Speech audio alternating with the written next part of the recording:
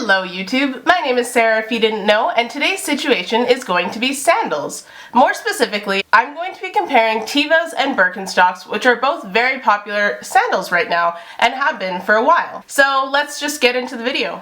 To start off, I just want to say that I own both of these sandals. I've owned Birkenstocks for about 5 or 6 years now, and I have a couple pairs. I recently just got a pair of Tevas a couple weeks ago, and I've been wearing them out and trying them out, and I also love those. So from my own perspective, I'm going to be sharing the pros and cons, price, variation, what they make, and all that type of stuff to hopefully give you a bit more insight of what you might want to purchase. So I'm going to start off by talking about Birkenstocks. Birkenstocks have been around for a really long time. On their website, they state that they've been around since the 1700s, 1774 to be exact, and the name Birkenstock comes from the original creator's family name. The reason that Birkenstocks is so popular is because of the specific footbed that they have in their shoe. Their specific footbed is made out of cork and latex. This footbed will actually mold around the user's foot. So when you're wearing it and you kind of sweat in it and the impressions are made in your shoe, that's going to be specifically to your own foot, which allows more support and flexibility with the shoe. It is a shock-absorbing material that relieves pressure on your foot when you're walking around and wearing the shoe. This means that your feet are taking less impact from the ground and the shoe is absorbing that impact, so it hurts your feet a lot less. There's also a suede lining on the shoe which absorbs moisture to keep your foot from kind of sliding around like it would on a regular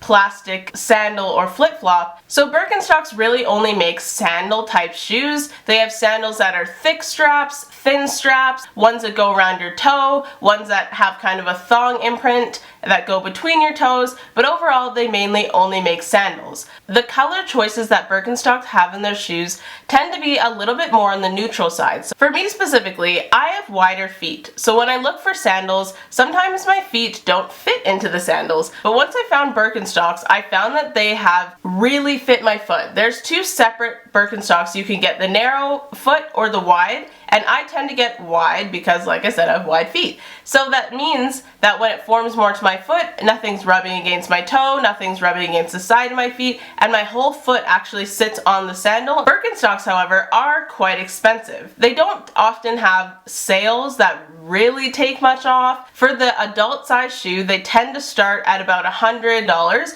for the most basic shoe, and the kids ones are about $75 to $100.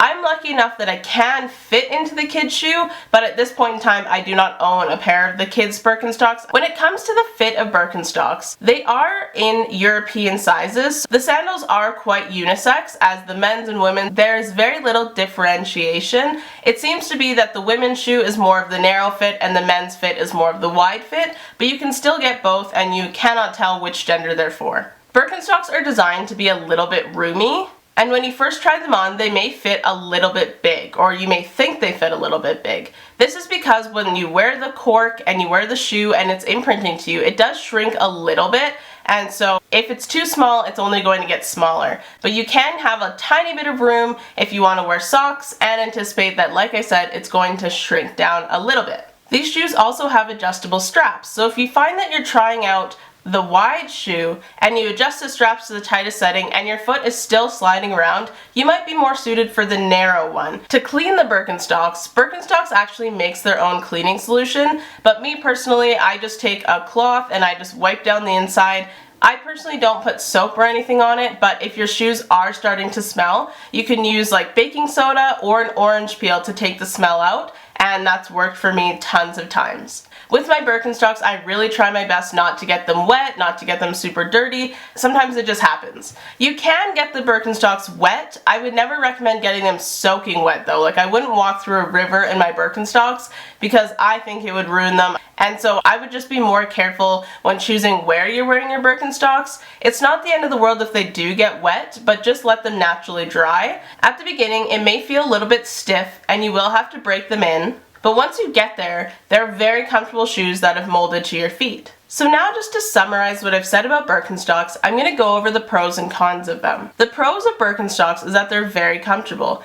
Like I've stated many times, they're intended to mold around your foot, and they will continue to do so the more you wear them. The second pro is that they do have lots of styles and color variations. Though the styles are similar, because they're all sandal type styles. They do have a lot of colors and prints. Pro is that they're very easy to slide on and go, and you can also wear socks with them if that's a look that you enjoy. The fourth pro is that the straps are adjustable, but on the flip side, there are obvious cons to these shoes. The cons begin with the fact that they are quite expensive, and they really don't have that many sales on their shoes at any stores. The second con is that some people say they're not comfortable because you do have to break them in. To get to that comfort level, you do have to wear them for quite a long time. I would say mine took at least a couple weeks to a month to break them in and make me feel like they're really comfortable, and some people don't have time for that. So I would never say to go buy these right before like a trip and try and wear them, because they're probably going to cause you blisters. Okay, so now that we've talked about Birkenstocks, let's move on to Tevas. So Tevas are a brand that makes sandals as well, and right now they're pretty popular. Tevas has been around since the 1980s, or 1984 to be more specific. Unlike Birkenstocks, when you go on Tevas' website, you'll see that they make more than just sandals. They make shoes, they make flip-flops, they make boots. They actually make a lot of different styles. So if you're interested in this company, you like one pair of their shoes, you actually may like a lot more of their shoes. Though just like Birkenstocks, a lot of their styles are quite unisex. It's no issue if you're wearing something that's made for a guy or made for a girl. Tevas are made of something called spider rubber, which is made from recycled plastics and remnants of fabric that would have ended up in the landfill anyway. So Tevas are sustainable, which is really great. We are moving toward that in our society, and all companies should strive to be as sustainable and resourceful as they possibly can. The rubber that Tevas are made from are a non-marking rubber that's made for high friction and durability. These shoes can easily be worn in a wet or dry scenario. Compared to Birkenstocks, Tevas are far more affordable. They do, like I said, have a range of shoes on their website, and the lowest shoe that I was able to find was $20 up to about $150.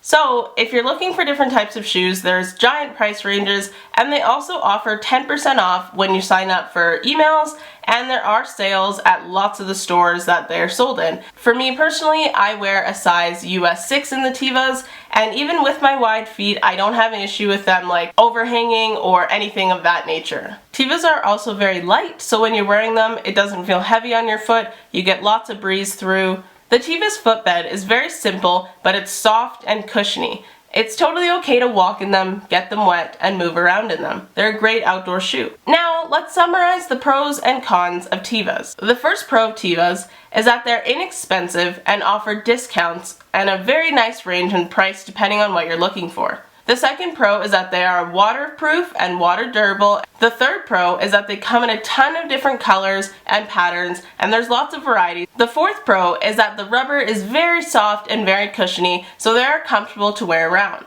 Now the cons of Tevas are that because they're a little bit inexpensive, sometimes they don't last as long as Birkenstocks.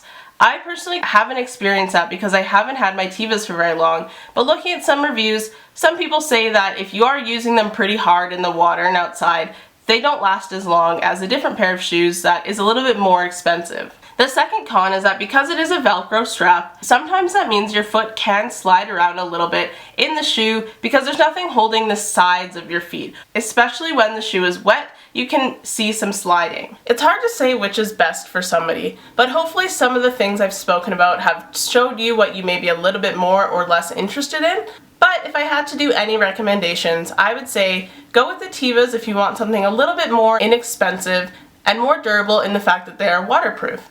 But if you are looking for something that's a little bit more trendy and you can dress it up a little bit more, I would say go with the Birkenstocks. Though they are a bit more expensive, if you take care of them, they're going to last.